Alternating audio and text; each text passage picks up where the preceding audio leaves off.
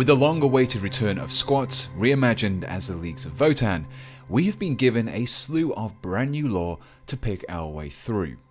These pages of background are always gold mines of inspiration for kitbashing, and one such faction that caught my eye were the Urani-Surtr Regulates, who I'll be referring to as the Ursa. These especially stubborn kin seemed like the perfect starting place for my Leagues of Votann kitbashing, and I chose to represent this particular league in an Einhyr champion. I began with the sprue and removed all the components required to build the champion from it. These components were then cleaned up of any mold lines or sprue tabs with my knife. The Ursa values success over anything else and will gladly subsist on the bare minimum of resources required to achieve it. I imagine this would be reflected in their equipment. Parts will have been repaired and replaced, but in as simple way as possible. As such, things like crude welds would still be visible, and I would represent these with the little green stuff. After mixing some up, the putty was rolled out as some very fine, short strands. The putty was then carefully laid next to one of the panels and gently pressed down into place. I made sure to use some Vaseline to prevent my tools from sticking and pulling away the green stuff from the model's surface. The welding effect was created by using a pointed sculpting tool to press in a series of divots along the line of the green stuff. By overlapping these, I could create the appearance of a crude welding bead. As I pressed the putty down, it did stretch out a little too far though, so it needed to be trimmed carefully with the blade of my scalpel. Once finished, I was left with the appearance of a makeshift field repair. With the welding complete, I could continue to assemble the legs and the torso as per the instructions. As I was quite happy with how the green stuff weld seams had turned out on the leg, I decided to repeat the effect over on the right shoulder pad. The exact same steps that were performed earlier on the leg were applied to the shoulder pad too, with the weld seam being focused onto a couple of the raised plates. While I had created some areas of repair on the model, I thought that some small spots of damage would complement them nicely, giving the model a more rugged look. These were created quite simply by drilling some shallow holes into the surface of the left shoulder pad. By only drilling down a very small amount, it will create the appearance of an impact crater, created by small arms fire. A few of these were drilled with some being positioned next to each other. This gave the impression of a single stream of bullets being deflected by the armor. With the drilling done, the arms could then be assembled. The crest would also be slightly modified. I felt that the tassel emanating from the back was a little too flamboyant for the hard-bitten Ursa, so I clipped it away and shaved the surface flat before finally gluing it to the model. At this point, the bulk of the model was built, and I could attach it to its tactical rock. However, rather than following the instructions here and gluing the champion so that it appeared to be running down it, instead I wanted to reverse the pose. After a quick dry fit to see how things were lining up, I clipped away the tab attached to the right foot and shaved down some of the missing grip into the underside of the boot. With this done, I performed another check of the fit. Attaching the model to this new position would be tricky with just glue alone, so after fixing the rock to the base, I decided to use some pinning to make my bond. This involved drilling into the champion's foot using the same pin vise I'd used earlier. Into this, I superglued a length of 1mm wire. When clipping this, I decided to keep the wire length long enough to hold in order to make the later painting stages much easier. Then, based on my earlier test fits, I drilled another hole through the rock and out the other side of the base. Into this, I inserted the wire attached to the foot, allowing me to see how the model would line up against the base, but I didn't do any gluing just yet. The back foot looked a little floaty though, so I decided to glue a Citadel skull beneath it in order to hide that wire. With the armor finished, I wanted to add a few extra details, particularly in the form of some extra pouches. I felt that the members of the Ursa would be inclined to carry their own tools and equipment, reflecting their self-sufficient nature. These were taken from the Hearthkin Warriors kit, and after a little modification to the canteen to turn it into a regular pouch, these were glued across the model's chest. Finally, I selected a head from the Hearthkin Warriors set to represent my champion, but instead of gluing it, I decided to keep it separate to help with the painting. In order to hold onto the part though, I created a simple holder with some wire, much like I'd done earlier. All that's left to do now, before painting, was to help blend the tactical rock into the rest of the base with the help of some Vallejo texture paste. So, before I painted my miniature, I needed to give it a primer coat. This would help my later paint stick to the model, and the colour I chose for this was grey. I wasn't going to be performing any zenithal shading on this model, and the grey would help with laying down the various midtones that I'd applied to the miniature. The Ursa's colours are primarily green, so I chose some Camo Green for this. This paint, like all of the non-washes and contrast paints used in this video, were taken from the Pro-Acryl range. But before I applied it to the miniature, I made sure to slightly water down my paint. When this was applied across the model's armour, it didn't cover completely, but this was the intention. After allowing the first layer to dry, I continued to build up the thin layers until I had a solid colour.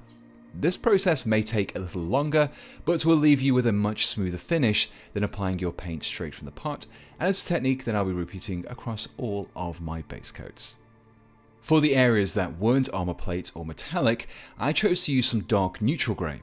This was painted across the bolted stock, the pipes, the mass driver accelerators, and between the armor joints. The model featured a number of leather areas such as the wrapping on the axe handle, the pouches, and the neckline. These were all painted with a dark reddish brown of dark umber. From here, I could move on to the metallics, and in order to tackle the steel areas, I selected some dark silver. In addition to the expected metallic parts, I also chose to paint the repaired sections of the armor in silver too. I imagined the armor being repaired, but as the paintwork wasn't integral to the performance of the exosuit, it was ultimately omitted.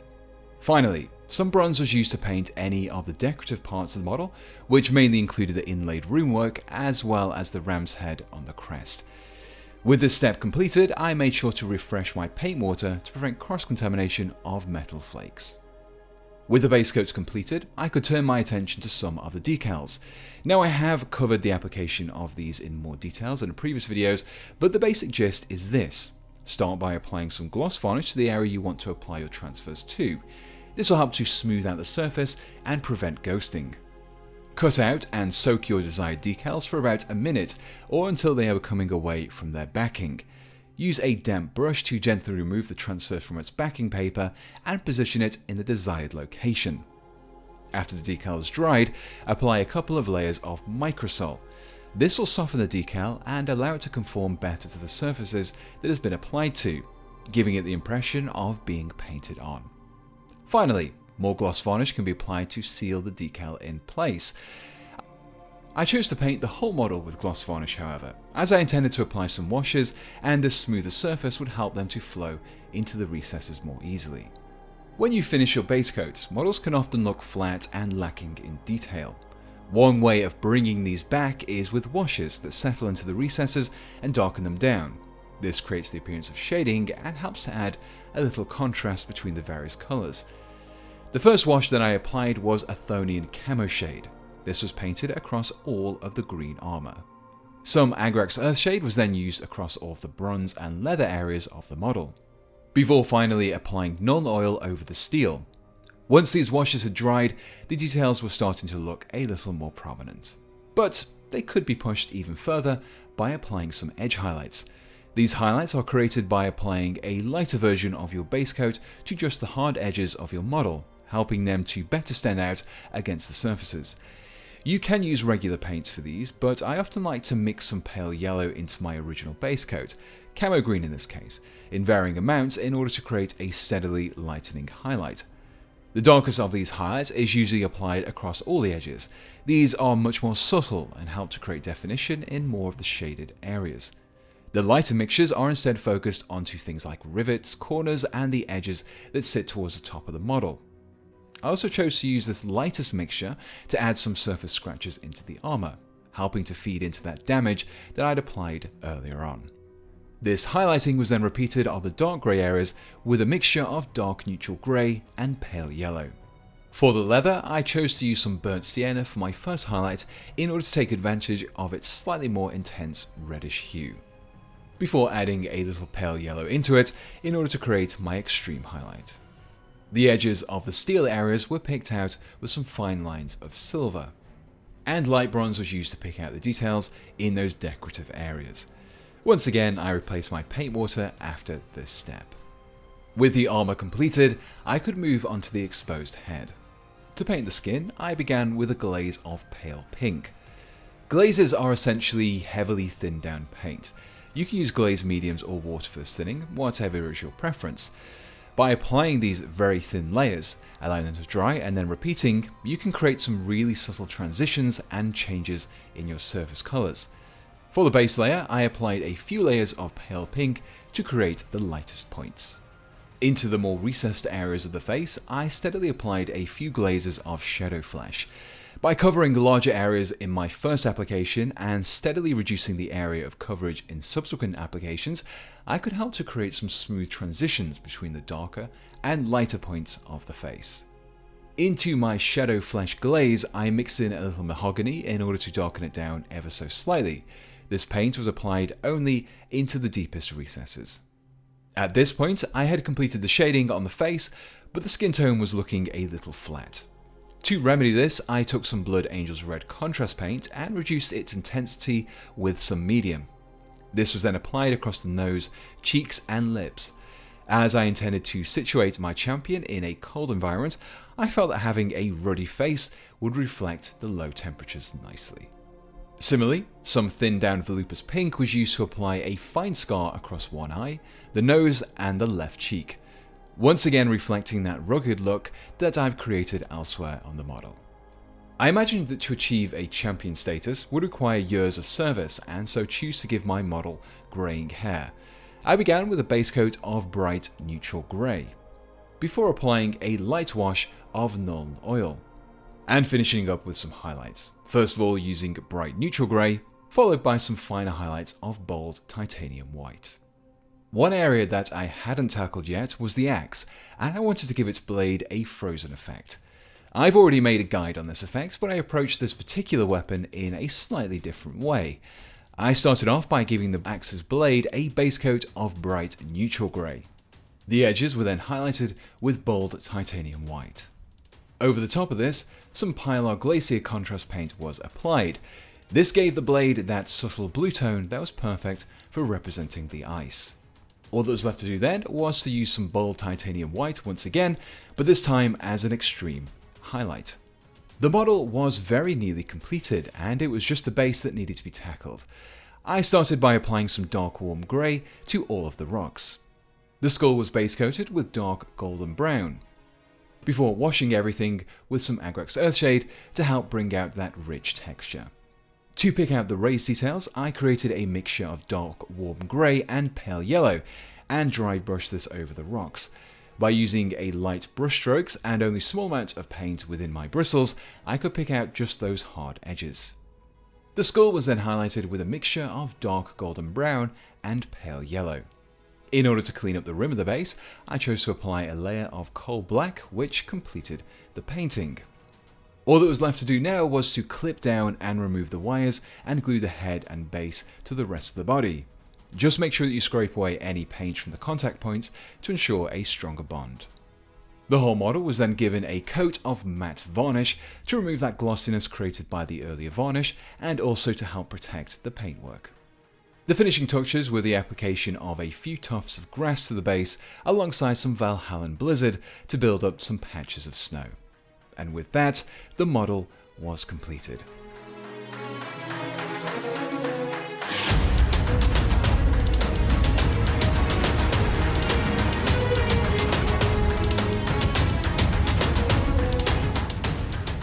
And here we have the completed Einhyr champion of the Urani-Surtr Regulates. Tackling a brand new faction like this is always a bit of a challenge. As there isn't usually much in the way of background or existing models to draw from, a lot of how the finished model looks is down to your own interpretations based on the little information we're given. But whilst it can be challenging, it also offers a greater degree of freedom as you're not hemmed in by existing ideas. Overall, I'm really happy with the result.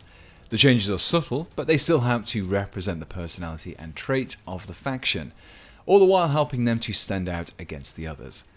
If you enjoyed this guide and would like to see me tackle other leagues or even make up my own, then please leave your suggestions below in the comments. So before I go, let me say a big thank you to the ever wonderful patrons who keep this channel going. especially my expert tier patrons and above, who are Brushlick and Nim, Jonathan Hart, Ryan Little, Tim, Berserker, Daniel Dowling, David Timothy, Jake, Jesse Smith, Casper Lundborg, Morgan, and Swedsman. If you're interested in supporting me too, you can find a link to my Patreon below, where you supporters can get free access to my videos, sneak peeks, a private Discord channel, and exclusive merchandise. Plus, you'll be helping me out in the process. So, until next time, thanks for watching, and goodbye.